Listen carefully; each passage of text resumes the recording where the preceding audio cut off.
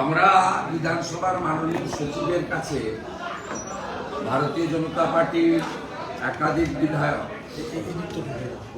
একটা সময়ে আমরা টাইম নিয়ে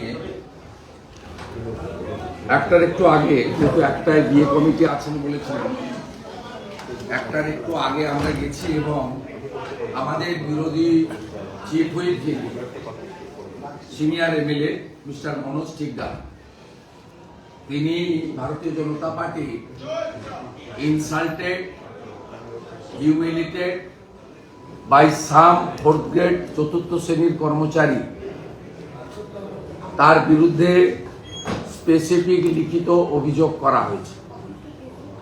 অভিযোগ যাদের করা হয়েছে তাদের নাম তুহিন সরকার, তন্ময় সাহা, শফিউদ্দিন সর্দার, অয়ন দাস, সুপ্রিয় সর্দার, সন্দীপ চন্দ্র, পিয়ালি বল, জুই দে, আরগুল দীপক এবং শেখ বাপি।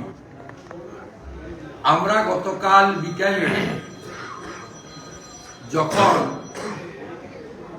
অগ্নিমিত্রা পালের গাড়ি মুখ্যমন্ত্রী বেরোনোর 1 ঘন্টা আগে থেকে আটকে রাখা হয়, আমরা তার প্রতিবাদ করেছিলাম। কলকাতা পুলিশ, কাল কলকাতা পুলিশ এখানে ছাউনি তৈরি করেছিল সিপির নেতৃত্বে, একাধিক আইপিএস ছিলেন, অসংখ্য বিভিন্ন ধরনের পোশাকে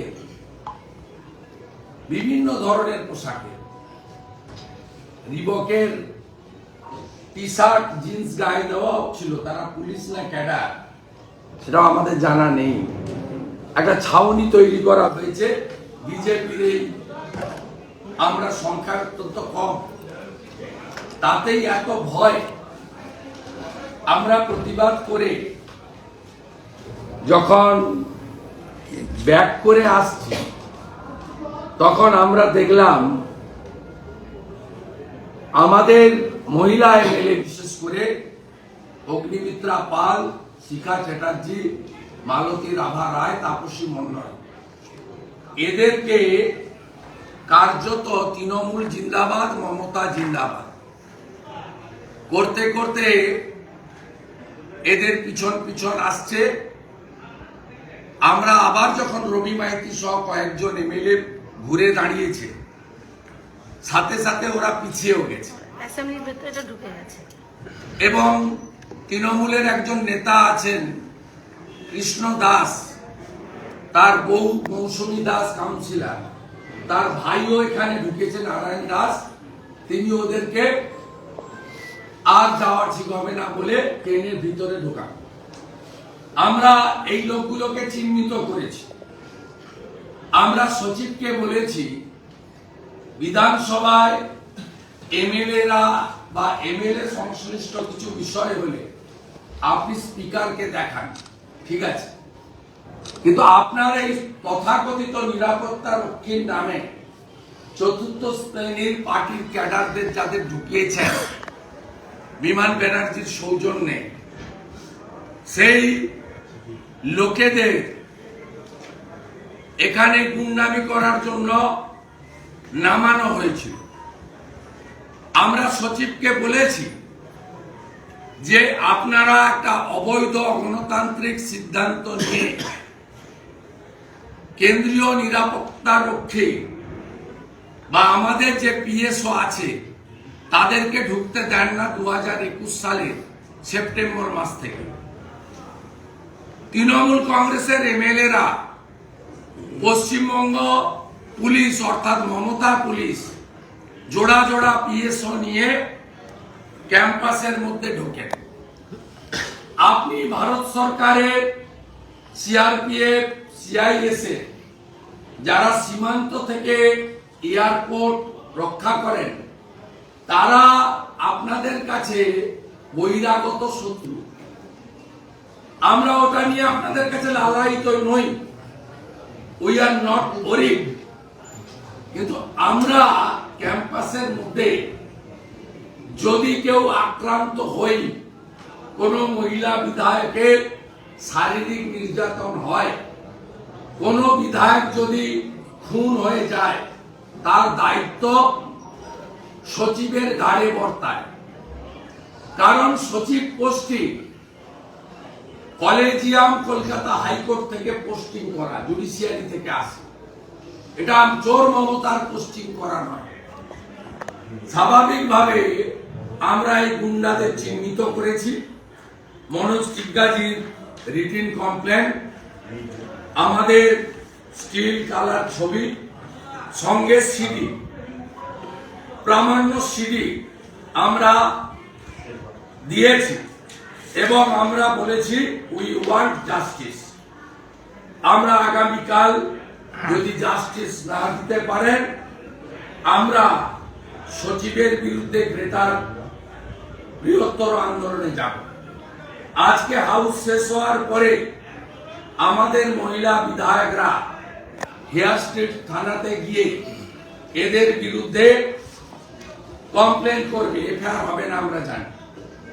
এক সপ্তাহ পরে আমরা আমাদের মহিলা বিধায়করা প্রয়োজনে আদালতের হস্তক্ষেপ চাইবে। যদি সচিব এবং কলকাতা পুলিশ এই গুন্ডাদের বিরুদ্ধে ব্যবস্থা নেয়। এই গুন্ডাদের পরিচয় আমি একটু দিই। সুপ্রিয় সর্দার, বিধায়ক তৃণমূল বারুইপুর পূর্ব, তার নিজের ভাই, সক্রিয় তৃণমূল কর্মী। তন্ময় সাহা বিভাস সর্দারের পাশের বাড়িতে থাকেন, সক্রিয় তৃণমূল কর্মী, বারুইপুর পুরসভার ওয়ার্ড নম্বর 7। অয়ন দাস বারুইপুর পশ্চিম বিধানসভার সক্রিয় তৃণমূল কর্মী, বিধানসভাতে চাকরি করে। গৌতম দাস ভাইস চেয়ারম্যান বারুইপুর তৃণমূল, তার অনুগামী। অয়ন বারুইপুরে বিমান ব্যানার্জি যে ফ্ল্যাটে থাকে সেই ফ্ল্যাটেই থাকে। দীনেশ মৃধা বারুইপুর পশ্চিম বিধানসভার সক্রিয় তৃণমূল কর্মী, গৌতম দাসের কালেক্টর। গৌতম এই দীনেশকে বারুইপুরের পদ্মপুকুরে তৃণমূল পার্টি অফিসে আপনি সব সময় দেখতে পাবেন। সন্দীপ চন্দ্র, এর বাবা আগে কংগ্রেস করতেন, পরে তৃণমূলে যোগ দেন। বারুইপুর থানার উল্টো দিকে সোনার দোকান আছে। হরিহরপুর পঞ্চায়েতের উপপ্রধান কামাল মিত্রের মাধ্যমে বিমান ব্যানার্জির সৌজন্যে বিধানসভায় চাকরি পেয়েছে। একইভাবে পিয়ালিও জুই, আরগুল দীপক ও এসকে বাপি, এরাও হরিহরপুর পঞ্চায়েতের উপপ্রধান কামাল মিত্রের অনুগামী। তুহিন এবং শফিক, এরাও বারুইপুরের সক্রিয় তৃণমূল কর্মী। গৌতম দাসের তোলাবাজের ছাত্রের তোলা তোলে এবং পদ্মপুকুর টিএমসি অফিসে এদের সারাক্ষণ পাওয়া যায়। তাই এদের পরিচয় আমরা সবার সামনে দিলাম। অনেক আগে থেকেই আমরা বলেছি যে তৃণমূল শুধু শিক্ষাঙ্গনকে অপবিত্র করেনি, ভুয়া শিক্ষক শিক্ষাকর্মী ঢুকিয়ে। তৃণমূল মিউনিসিপালিটিগুলোকে অপবিত্র করেনি, ভুয়া মিউনিসিপালিটি রিক্রুটমেন্ট স্ক্যাম করে। তৃণমূল ক্যাজুয়াল কন্ট্রাকচুয়াল সিভিকের মধ্যে শুধু রাজনীতিকরণ করেনি, এই বিধানসভাতেও তারা পার্টির ক্যাডার ঢুকিয়েছে। অধিকাংশরই 8 পাস সার্টিফিকেট ভুয়া, অধিকাংশরই মাধ্যমিক পাস সার্টিফিকেট অন্য রাজ্যের বোর্ডে টাকা দিয়ে কেনা, অধিকাংশরই এসসি সার্টিফিকেট ভুয়া, অধিকাংশরই এজ প্রুফ সার্টিফিকেট ভুয়া। এই ভুয়া নিয়োগগুলো করে এখানেও ধীরে ধীরে একটি সুসংগত সংগঠিত হারমাত ক্যাডার বাহিনী তৈরি করা হয়েছে। তাই আমরা ভারতীয় জনতা পার্টির পক্ষ থেকে আজকে বিধায়করা মিছিল সহকারে সচিবের কাছে ডেপুটেশন দাবিপত্র ডিমান্ড রেখেছি। বিকালবেলা মহিলা বিধায়করা হেয়ার স্ট্রিট থানায় কমপ্লেন করবে এবং আমরা এই ইস্যুতে ছাড়ব না। আমরা খালি হাতে একা বিধানসভায় ঢুকি, আমাদের সাথে একটাও পিএসও অ্যালাউ করে না, আমরা চেষ্টাও করি।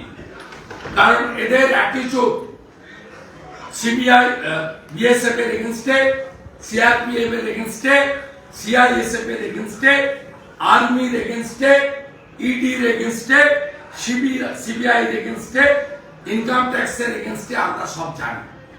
আমরা আমাদের কাজ চালিয়ে নেব। আজকে সকাল থেকে মিডিয়া সেন্টারে তালা লাগানো হয়েছে। 2011-র আগে মিডিয়া সেন্টার প্রতিদিনই খোলা ছিল, যাতে মিডিয়া সেন্টার থেকে সবাই বলতে পারে।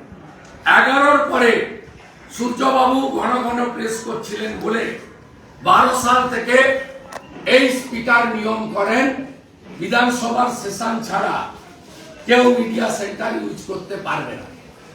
আজকে সেশন চলার সময় মিডিয়া সেন্টারে তালা লাগিয়ে গণতন্ত্রের চতুর্থ স্তম্ভ সাংবাদিক এবং মিডিয়া তাদেরকে কণ্ঠরোধ করা হচ্ছে।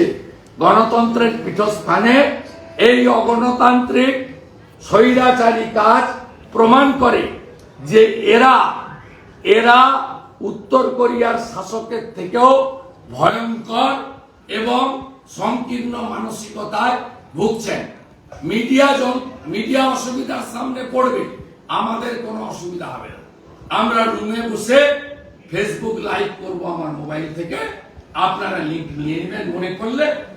আর বেরোনোর সময় গেটে দাঁড়িয়ে দরকার হলে ওখানে চেয়ার টেবিল পেতে আমরা আমাদের বক্তব্য ইন ফ্রন্ট অফ মিডিয়া বাংলার জাগ্রত জনগণকে জানানোর জন্য আমরা আমাদের কাজ করতে থাকব। তাই বিজেপিকে আপনি জব্দ করতে পারবেন না। আমার খুব ভালো লাগছে যে 67 জন বিজেপি এমএলএ কে এরা এবং এদের মুখ্যমন্ত্রী সহ পুরো প্রশাসন এবং এরা এত ভীত আতঙ্কিত, এর মধ্য দিয়ে এটা প্রমাণ হচ্ছে 2,28,00,000 মানুষ যারা পদ্ম ফুলে ভোট দিয়ে প্রধান এবং একমাত্র বিরোধী দল বিজেপিকে করেছেন। আমরা সঠিক পথে আছি, সঠিক রাস্তায় আছি এবং আমরা আমাদের কাজ সঠিকভাবে করছি। দাদা বলছি, বিধানসভাতে এত নিরাপত্তা ব্যবস্থা আটোসাটো করা হয়েছে, তারপরেও আপনাদের সিকিউরিটি ঢুকতে দেওয়া হচ্ছে না। দেখা যাচ্ছে আপনাদের পেছন পেছন কার্যত ধাওয়া করছে বিধানসভা স্টাফরা। কোথাও গিয়ে দাঁড়িয়ে আপনারা যারা রয়েছেন জনপ্রতিনিধিরা পুরো আতঙ্কে ভুগছেন, বিধানসভা যে কোনো ঘটনা ঘটতে পারে। আমরা মৃত্যু ভয় পাই না। মৃত্যু ভয় পেলে 21 সালের সেপ্টেম্বরে যখন আমাদের পিএসও আটকায়, আপনি জানেন বিরোধী দল নেতা তার গাড়িও বাইরে রাখে। আজকে 2.5 বছরের বেশি আমি মেনটেন করি। আমি আইএম বা আমার এমএলএরা বিজেপির নটরি, এরা সব রাষ্ট্রবাদী ডেডিকেটেড। 3 লক্ষ লোক হিন্দু শহীদ হয়েছে রাম মন্দিরের জন্য। কত সেনা শহীদ হয় বর্ডার রক্ষা করার জন্য, ভারত চীন বা ভারত পাকিস্তানের যুদ্ধে। আমরাও আক্রান্ত হতে পারি, মার্ডার হতে পারি। তো প্রশ্নটা এই জায়গায় যে রাজ্য পুলিশ তৃণমূলের পিএসও অ্যালাউ, আর কেন্দ্রীয় নিরাপত্তা বাহিনী অ্যালাউ নয়, এবং নিজেরা না পেরে এই পার্টি ক্যাডার, বারুইপুরের ক্যাডার গুলোকে দিয়ে যে ঘটনা কাল ঘটিয়েছে, এতে প্রমাণ হচ্ছে যে এরা আমাদের মুখ বন্ধ করতে না পেরে আমাদের শারীরিকভাবে নিগ্রহ এমনকি খুনও করতে পারে। যদি বিজেপির কোন বিধায়কের রক্তপাত হয়, খুন হয়, আক্রান্ত হয়ে হসপিটালে যায়, কোন মহিলা বিধায়কের শ্লীলতাহানি হয়, তাহলে তার সম্পূর্ণ দায়িত্ব সচিবকে এবং অধ্যক্ষকে নিতে হবে। এই হুঁশিয়ারি দিয়ে আইন অনুযায়ী, ভারতবর্ষের আইন অনুযায়ী যা যা করার আজ থেকে শুরু করলাম। এদের আমাদের সাসপেনশন তোলার মতো এদের মাথা নত করতে আমরা বাধ্য করব আইনের মাধ্যমে, আইনি লড়াই। আর এটা করে বিজেপির কোন এমএলএ কণ্ঠরোধ করা যাবে না। চা বাগানের শ্রমিকদের মালিকানা, কালচিনির চা শ্রমিকের অনাহারে মৃত্যু নিয়ে আজকেও জোরালো প্রতিবাদ হয়েছে। ভবিষ্যতেও জনবিরোধী, দেশ বিরোধী, রাজ্য বিরোধী, বেকার কৃষক বিরোধী, তফসিলি উপজাতি বিরোধী, পাহাড় সুন্দরবন জঙ্গলবন বিরোধী, মানবতা বিরোধী কোন সিদ্ধান্ত হলে আমরা তার বিরোধিতা করছি। পরিষদীয় মন্ত্রী দাবি করলেন সাংবাদিক বৈঠকের মতো তিনি ভিডিও বাইট দিয়েছেন যে কেউ তেড়ে যায়নি আপনাদের দিকে, ডিএ পাওয়ার আনন্দে নাকি তারা উদ্বেগ হয়ে সেটা তো মুখ্যমন্ত্রীর দিকে করবে না, আমাদের দিকে কেন? আমাদের দিকে কেন? আপনি সিডি দিয়ে দেন, সিডি দিয়ে আসুন, ল্যাপটপ রাখুন না, চালিয়ে দেন সিডি। আমরা তো সব ছিলই। কালকে আপনারা মুখ্যমন্ত্রী প্রেসিড বানচাল করেছেন, তাই নিয়ে অভিযোগ আপনি নাম করেন ওগুলো নেগেটিভটা ঘুরছে না রাস্তায়, তার লেজে বেঁধে দিন। আমাদের জন্য আমাদের নামে ফিজলিয়ে জেনেছে। ওই হেয়ার স্ট্রিট থানাতে যেটা করেছে না, অনেক লেডি কুকুর ঘুরছে, ওদের সম্মান আছে, ওদের লেজে বেঁধে দিন। বলছি বিধানসভার অভ্যন্তরে খুন বা আহত হওয়ার সম্ভাবনা, এই যে আশঙ্কা হ্যাঁ, করছে, এই বিমান ব্যানার্জি গুন্ডাদের দিয়ে সব বারুইপুরের মাল। বিভাস সর্দার এমএলএ ভাই, এরপরেও বলবেন আইডেন্টিটি, সব বারুইপুর, অল আর বারুইপুর। পান্ডা পৌরসভার ভোট লুট করে, পঞ্চায়েতের ভোট লুট করে, পদ্মপুকুর পার্টি অফিসে বসে থাকে সারা। হুয়া আইডেন্টিফাই। ঠিক আছে, মহামারী বেরিয়ে যাওয়ার পরে একদম গেট পর্যন্ত চলে এসেছিল একটু নারায়ণ দাস টেনে নিয়ে গেছে কৃষ্ণ ভাই। আমার সব লোক আছে,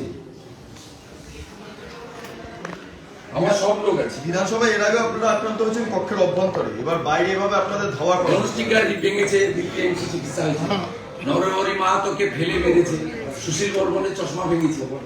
সবাইকেই মেরেছে। আমার আমিও করতে হ্যাঁ, কম বেশি ও তো বেশ কিছুদিন হাত আমার তো হাত ভেঙে গেছে। এখনো এর জয়েন্ট ঠিক হয়নি। রাজ্যের মানুষ বলছেন যদি বিধায়করা বিধানসভার অভ্যন্তরে, বিরোধীরা বিধানসভার অভ্যন্তরে বাইরে নয়, ও বাইরে প্রিমিসেসের মধ্যে, এবং চতুর্থ শ্রেণীর কর্মচারীর নামে নিরাপত্তা রক্ষা।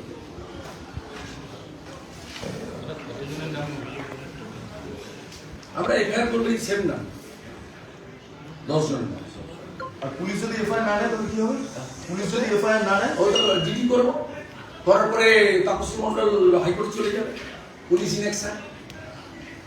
ওই জন্য তো রিডিউস হয়ে দিয়েছে। এই যারা করেছে এদের মধ্যে মূল পান্ডা ব্যবস্থা আছে তো, দেশের সংবিধান গণতন্ত্র আছে তো। এক একটা এমএলএ 2.5 লক্ষ ভোটারের প্রতিনিধি, 3.5 লক্ষ জনগণের প্রতিনিধি, বাণিজ্যলে বিশেষ ছিল। ওনারা 2,80,00,000 ভোট পেয়েছেন, আমরা 2,28,00,000 ভোট পেয়েছি, 50 লক্ষের বিকাশ। তো ওরা মালিক হলে কি, আমরা প্রজা না। গণতন্ত্রে উইল অল আর ইকুয়াল। আপনি কোনো আবেদন করবেন যাতে সেন্ট্রাল ফোর্স ভিতরে ঢোকানো না, না, না। নতুন করে? আমরা আক্রান্ত। মিন গোস্বামী তো জানতে চেয়েছিল, উত্তর দেয় আমরা আইনে নেই তো, দশকর্মা ভান্ডার করে দিয়েছি। কততম হলো 2021 সালের পরে এটা কততম প্রিভিলেজ? এটা 6th। অর্থাৎ আপনাদের এটা নিয়ে ভাবার কিছু কারণ নেই। প্রিভিলেজের নিয়ম হচ্ছে উনারা নোটিশ করবেন তো অভিযোগ, তার উত্তর ওখানে দেবো, আপনাদের কাছে দেব না। আর এটা 6th হলো। আর সাসপেনশন 22-এ 5 মাস, 23-এ 1 মাস। আমরা রেডি হয়ে এসেছি। এই বিধানসভা কখনো দেখেছেন? ভয়ে, বিজেপির ভয়ে আমরা 60-65টা লোক আছে।